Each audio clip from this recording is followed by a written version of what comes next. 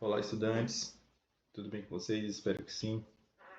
Ah, Vamos continuar aqui nossa sequência de trabalho, de resolução das questões do Enem, mais especificamente das questões de eletroquímica. Hoje temos um nível novo também, nível 4, questão de nível 4. Já tínhamos visto as questões de nível 1, 2, 3 e agora a questão de nível 4. É a questão 117 de 2017. É uma questão que, como as outras também, demandam uma certa atenção, demandam uma certa análise, né? Aqui nesse caso, mais em relação à análise da figura em si. Tem o quadro também que geralmente é dado pela questão, né? Quando envolve principalmente questões que dizem respeito às pilhas, reações de oxirredução, semi-reações de redução, com seus respectivos potenciais, como eu falei, que sempre vem para ajudar na resolução. Essa questão até se parece um pouco com a questão anterior, que tratava dos potenciais gerados adequadamente para o funcionamento do carrinho de controle remoto, se eu não me engano, até a aula passada. E tudo que a gente viu até agora vai nos ajudar bastante na resolução dessa questão. Eu trouxe logo uma figura aqui, porque a análise que eu fizer nessa figura, vocês fazem para cada uma das figuras, né? Porque assim que a gente terminar de ler o enunciado da questão, nós vamos ver que tem que fazer uma análise geral primeiro, né? Das características, das pilhas, né? Já adiantando aqui que a gente vai analisar pilhas, necessariamente pilhas em série. E a análise que eu fizer aqui, vocês podem voltar na questão e fazer análise para cada uma das opções, né? Mas o que eu falar aqui vai valer para todo e qualquer pensamento em relação a pilhas, necessariamente pilhas em série, e quando você encontrar uma questão parecida com essa, com certeza você vai poder responder com mais facilidade. Sem muita enrolação, vamos partir para a leitura da questão, né? Questão 117, que diz o seguinte: a invenção do LED azul, que permite a geração de outras cores para compor a luz branca, permitiu a construção de lâmpadas energeticamente mais eficientes e mais duráveis do que as incandescentes e fluorescentes. Em um experimento de laboratório, pretende-se associar duas pilhas em para acender um LED azul que requer 3,6 volts para o seu funcionamento. Considere as semi-reações de redução e seus respectivos potenciais mostrados no quadro. Aí está aqui o quadro, né, com os potenciais padrão de redução e a sua semi-reação de redução. Qual associação em série de pilhas fornece diferença de potencial nas condições padrão, suficiente para acender o LED azul?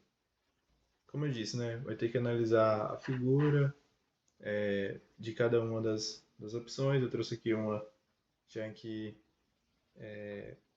será a melhor a ser analisada, né, para responder essa questão. Não querendo dizer que tipo a análise das outras também não seja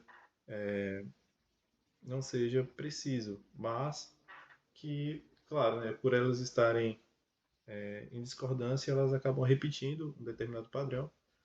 E se você já souber o padrão certo de cara, você pode aprender mais achando os erros, né, nas outras opções.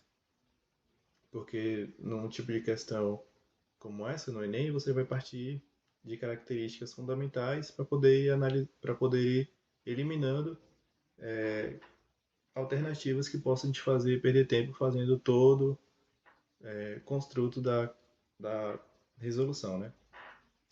Vamos lá. Ó, trouxe aqui a análise da figura, né? Como a gente sabe, uma pilha tem cátodo e ânodo.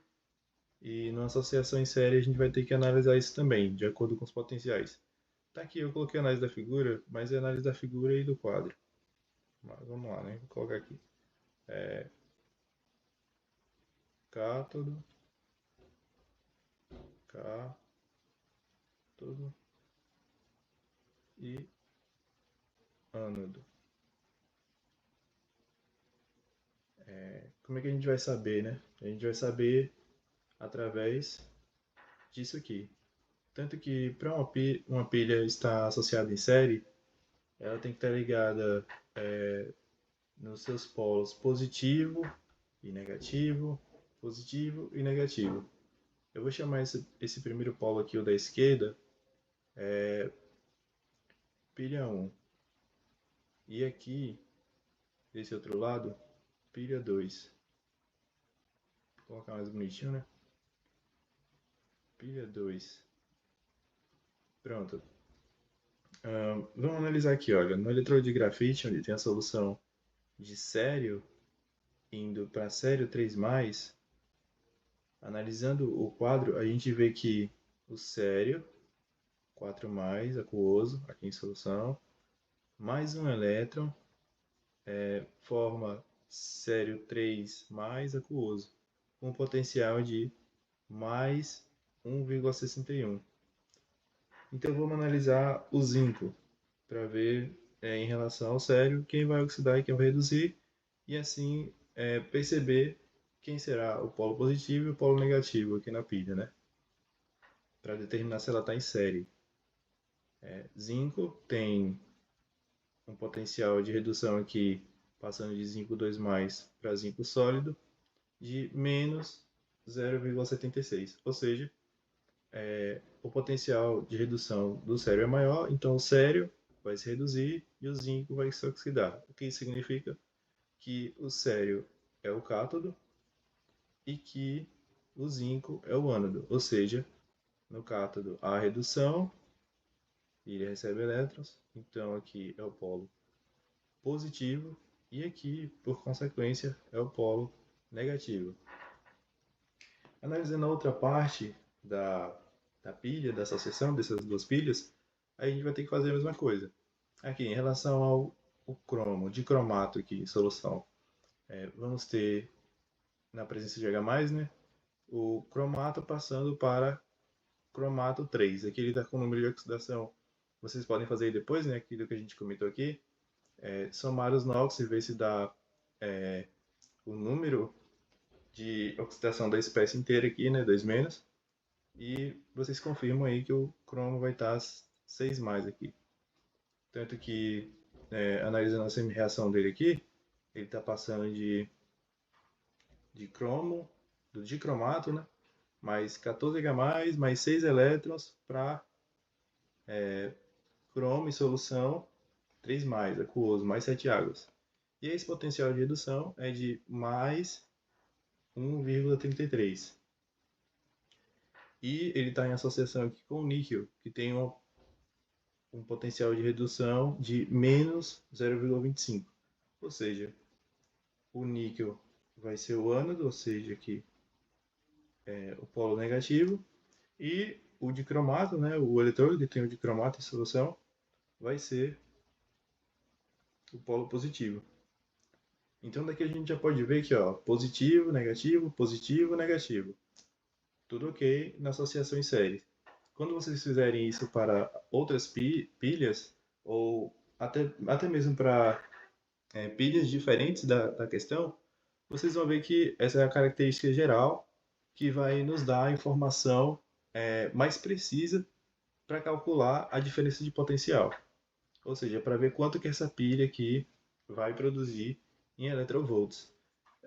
Dá para ver que eles trazem nessa questão, na opção D, se eu não me engano, também uma associação coerente, perdão, mas que não vai atingir o potencial. Vocês podem até perceber durante a análise dos potenciais, porque vocês vão perceber, eu acho que esse potencial aqui é um maior que o outro, só que a diferença não vai dar uma diferença tão grande, como por exemplo, se eu fosse considerar o sério em relação ao cromo? A diferença é que o sério tem um potencial de redução maior. Mas faria sentido eu pegar esse valor aqui? Então vocês podem pensar a respeito disso, né? Para acelerar o pensamento de vocês. Tendo isso em vista, né? Vamos levar em consideração agora os potenciais de redução e fazer o cálculo da energia envolvida em cada uma das células. Vamos ver primeiro aqui em relação ao sério e ao zinco. Vamos ver que quanto de eletronvolts é produzido, olha só. O sério, vou colocar aqui a equação, né? Lembrando que é sempre o potencial maior menos o menor. Então, seria na primeira pilha aqui, colocar. Seria do sério mais 1,61 menos o do zinco, que é 0,76. Quanto que dá isso aqui? 2,36 volts. Esse é o potencial da primeira pilha, e o potencial da segunda pilha o potencial da pilha 2 é igual ao potencial do cromo mais 1,33, perdão, mais 1,33 menos o potencial do níquel, que é menos 0,25, que é igual a 1,58 volts. O potencial total vai ser a soma desses potenciais de cada pilha. Seria potencial total igual a 2,37 volts mais 1,58